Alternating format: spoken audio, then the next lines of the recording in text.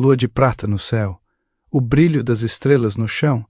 Tenho certeza que não sonhava, a noite linda continuava, e a voz tão doce que me falava: o mundo pertence a nós. Legião Urbana, capítulo 1. O ambiente era vermelho com tons escuros e alguns mais claros e cinzas. O que acontecia ali parecia ter sido escrito por alguém, como se fosse uma narrativa inventada em alguma cabeça daqueles jovens loucos que éramos. Não sabíamos por que gostávamos tanto de cerveja, maconha e cigarros, mas às vezes essas coisas pareciam mais gostosas do que os banquetes que fazíamos. E bonitas também eram as mulheres que frequentavam nossas festas, mas éramos tão tímidos e tudo o que fazíamos era olhar. Alguns namoravam, mas eu não. Por mais que eu tivesse uma vida online onde eu parecia ser um amante romântico, era tudo fantasia. E assim foi a fantasia por anos e anos, até que a loucura foi chegando como uma morte em vida. Mas de volta àquela festa hoje e pensando, olhando para trás, eu não beberia tanto, mas naquela época eu me recuperava de qualquer coisa. Era só mais um dia de ressaca. O corpo jovem tolerava qualquer tipo de abuso. E tínhamos muita fome por histórias. Eu e aquela galera, Alfredo, Ronaldo, Milton, Maria, Larissa e Renato. E a namorada do Ronaldo. E a namorada de Alfredo, que eu nem me lembro o nome, pois eles viviam trocando de namoradas. Eu tinha tanto inveja, pois nunca namorava ninguém. Mas foi somente com o tempo que eu fui tendo esse desespero pelo romance. Não digo nem romance, mas pela companhia de alguém. Naquela época, eu sentia apenas falta de fantasias, e para ser sincero, os prazeres solitários imaginados ainda eram muito divertidos. Mas aquele era só mais um dia de festa, e com certeza estavam tocando grandes clássicos do rock e do samba raiz. O Alfredo na cozinha estava fazendo mais uma de suas especialidades. Ele era um bom gastrônomo, outro bom vivante pós-adolescente. Acho que acreditávamos que éramos plenamente maduros, e a própria lembrança de hoje com esse tom moral de gente que envelhece é um desrespeito. E a gente só aproveitava. Geralmente, quando você encontrava os amigos aos 20 e poucos anos, os encontros eram regados a cerveja e comidas duvidosas, mas não quando o Alfredo estava presente. Aí era um evento e a gente tinha que dar um bom dinheiro para que o jantar acontecesse. Mas o mais estranho era que eu não queria estar lá. Tinha uma sensação de que deveria ter ficado em casa. Eu não sabia bem o porquê. Mas talvez nem todos gostassem da minha presença, pois eu era maconheiro demais e em algum momento pareceria um zumbi sonolento. Mas eu gostava daquelas pessoas, gostava daquela casa, gostava da comida. Gostava de olhar para as mulheres. Bem, mas eu acho que não tinha nenhuma para mim. Uma vez eu cheguei numa dessas festas e tinha uma que eu achei muito bonita e eu sentei perto dela e conversei com ela. E naquela época eu era muito espontâneo. As coisas aconteciam naturalmente, mas depois ela arrumou uma namorada. Ainda não havia acontecido a grande catástrofe. Hoje em dia, talvez eu acredite que superei todos os sofrimentos que eu passei, mas não deixei de sofrer. Quando você sai do fundo do poço e encontra outros pocinhos menores, já não é uma coisa tão terrível assim, né? Mas naquela época eu tive sim sofrimentos, mas não eram tão desesperadores. Havia uma sensação de que toda dor passaria com o tempo, passaria junto com a semana. Não iria muito além disso. Talvez até tenha tido algum desespero maior que tenha durado meses ou anos. Mas eu ainda não tinha crença de que a vida pode ruir completamente, que ela pode se destruir ao ponto de você desejar o fim. De chegar num buraco tão escuro que não se encontra saída, sem saber se existe mesmo uma saída, mas eu não quero aprofundar nessa dor. Tudo passa, né? Até a uva do vinho. Prefiro lembrar daquela festa. Bem melhor. Por isso que as pessoas abandonam os consultórios de psicologia. O sujeito começa a falar dos seus sofrimentos e o psicólogo se interessa por aquilo e quer saber mais. E muitas vezes eles querem saber depois como é que é a sua relação com a família. Como é que foi a sua infância. Eles nunca querem saber como era a festa na casa do Alfredo. Hoje já faz muitos anos que eu não vejo essas pessoas. E eu não tinha uma intimidade tão grande com eles também, de sentir uma falta profunda. Aquele apego maior de intimidades contadas, eles não eram as pessoas que eu ligava se eu tivesse um problema. Aliás, eu nem dividia muitos de meus problemas com ninguém. Foi só depois da grande dor que eu aprendi que precisava compartilhar as minhas coisas. Mas naquela época tudo passava. Sempre havia a próxima dose, a próxima viagem, alguma festa e o próximo bar. Mas a vida acaba nos enganando. Como querem os bons trabalhadores exemplares julgadores, ou as orações daquelas pessoas que ficam na janela olhando como vultos na noite. Quem está fazendo barulho? Quem está bebendo demais? Os juízes das madrugadas. Eu posso dizer que eu até me tornei um desses vultos com o tempo. Quando você é jovem e você se identifica com a rebeldia, a contracultura, e essas coisas pensamos que nunca vamos ser uma pessoa mais velha que critica a vida dos mais jovens. Mas acontece. Eu não me imaginava muito no futuro. Um dia você tem 30 e poucos anos e começa a se aproximar dos 40. Em pouco tempo toda a sua juventude parece que escorre pelo bueiro. Um dia você é jovem e no outro dia os novos jovens não te reconhecem como membro do clã da juventude. Agora olham para você e pensam, esse aí parece com meu pai. Acontece muito rápido. Ou nem tanto. Talvez eu não me olhei muito no espelho naqueles anos. Acho que é ali, depois dos 35. Em 5 anos você perde quase toda a sua juventude. Vai dormir um dia antes do seu aniversário aos 34 anos. E no dia seguinte, você não é mais jovem, é apenas um farsante. E daí para frente, a cada ano, vai se tornar um tiozão, um pai mesmo sem ter tido filhos. Um dia você vai numa loja comprar um cigarro, que eu já parei, graças a Jesus ou ao Molu. E o jovem que está ali vendendo te chama de tio. Alguém desconhecido me chamou de tio e agora eu sou tio. Começa a conviver com os novos jovens e eles começam a confiar em você mesmo, sem você ter tentado ajudar. Mesmo sem ter pensado em ser conselheiro, as pessoas começam a ouvir o que você tem a dizer como se você tivesse alguma sabedoria. E isso até traz alguma satisfação. Mas eu gostava mais quando eu podia ir na festa do Alfredo, tomar umas cervejas, fumar maconha sem achar que meu pulmão iria ficar estragado, sem achar que minha barriga iria crescer, sem pensar se eu vou morrer de câncer, sem me preocupar se eu vou conseguir estudar o que eu preciso estudar ou trabalhar o que eu preciso trabalhar para ganhar dinheiro. Agora eu tenho que mostrar para a sociedade que eu sou cidadão produtivo. Era bom nos tempos das festas na casa dos amigos e olhar aquelas mulheres lindas e dar muitas risadas. A gente tentava ser algum tipo de pessoa admirável. Existe uma coisa lá nos estudos dos arquétipos que se chama o herói. Acho que segundo esses estudos a juventude tem algo disso.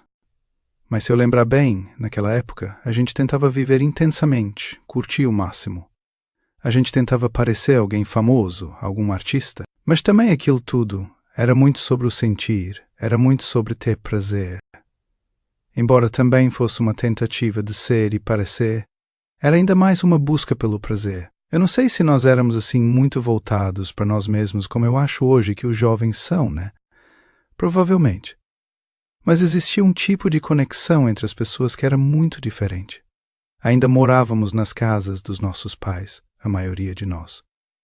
E quando nos encontrávamos, as nossas famílias não estavam lá. Para nós, ou para mim, né, aqueles momentos eram a real expressão da pessoa que eu queria ser e que eu seria pelo resto da minha vida. Pensando em mim como um ser independente e livre que não mora mais com os pais. Eu era aquela pessoa que saía de casa animado e respirava o ar das ruas repleto de umidade na cidade das grandes árvores. Vivia naquele mundinho perfeito e arquitetônico dos mais lindos jardins e dos gramados verdes. Nós fingíamos que não existia a pobreza, tentando tapar todas as brechas de uma ilusão, consumindo muita cultura estrangeira. A maioria de nós ganhava dinheiro sem trabalhar porque nossos pais tinham cargos públicos e ganhavam bem, e a gente achava que éramos algum tipo de pessoa muito especial porque o pai ou a mãe tinham posições importantes na sociedade. É claro que a vida depois ia nos mostrar todo o lixo associado ao nosso estilo de vida e a fontes de onde vinha esse dinheiro que vinha sem esforço. Ainda seríamos julgados e humilhados. E ainda adoeceríamos de todo o mal que milhões de pessoas desejaram para nós depois que deixamos de ser crianças fofas. Mas naquela época não existia nada disso.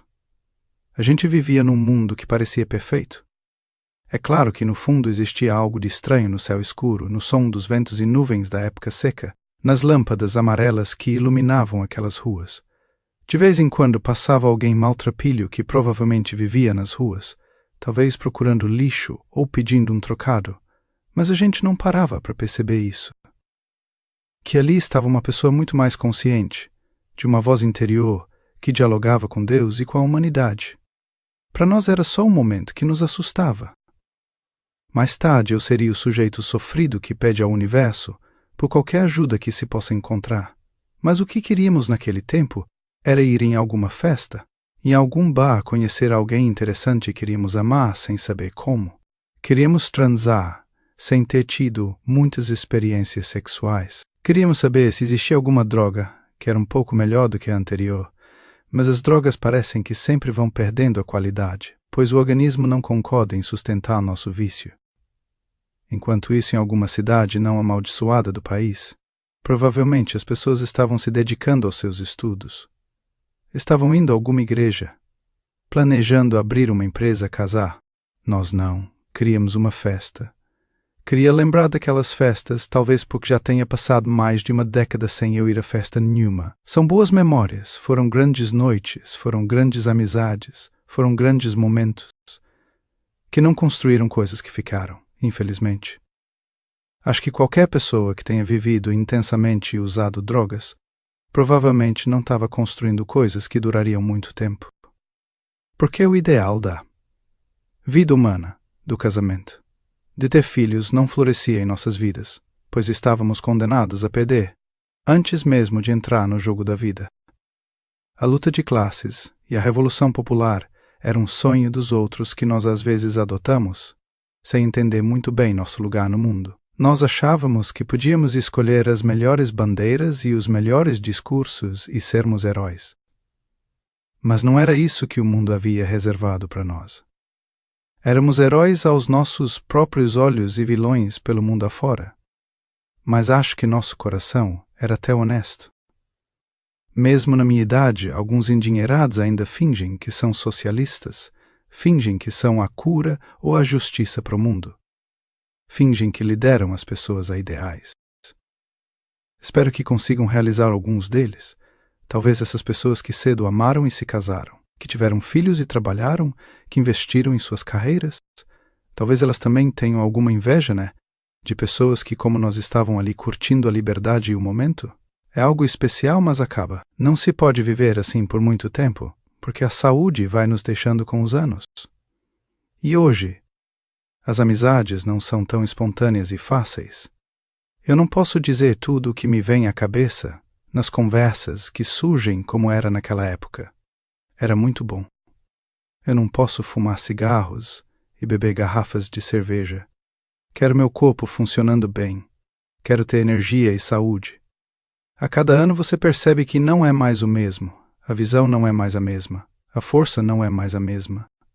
Me tornei uma pessoa que precisa cuidar de cada alimentação, que cuida das relações com outros seres humanos. Uma pessoa muito diferente daquela que eu era quando era jovem. Quando você perde quase tudo e fica muito só, você percebe que não tem direito à companhia de outro ser humano.